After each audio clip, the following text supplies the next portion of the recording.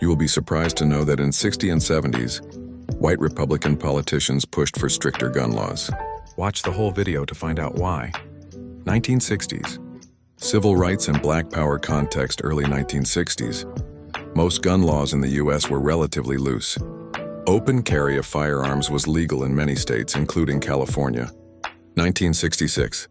The Black Panther Party was founded in Oakland, CA. Members legally carried rifles and shotguns in public to monitor police and assert self-defense rights under the Second Amendment. 67. The Mulford Act, California event. Panthers marched fully armed into the California state capitol in Sacramento to protest gun restrictions. This shocked the public and politicians. Response. The Mulford Act, sponsored by Republican Don Mulford and strongly backed by Governor Ronald Reagan, banned the open carry of loaded firearms in public. Impact. Directly targeted at the Panthers. Reagan said there was no reason why on the street today a citizen should be carrying loaded weapons. 1968 Gun Control Act, federal. Backdrop.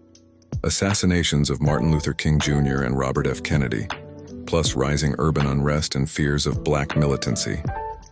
Law. The Gun Control Act of 1968, signed by President Lyndon B. Johnson, D., created federal firearm licensing, banned mail-order guns, and restricted sales to certain groups, like convicted felons and dangerous persons. Politics. Many Republicans supported it.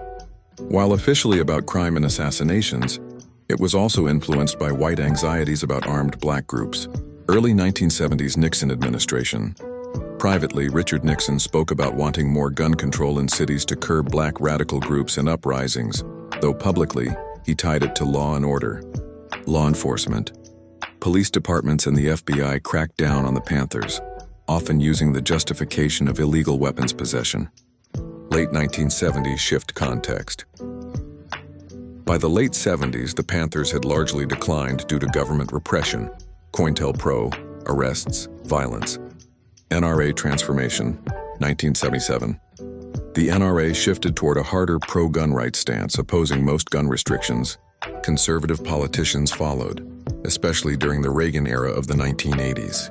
Bottom line, Republicans originally supported strict gun laws when armed black activism was visible in the 1960s-70s.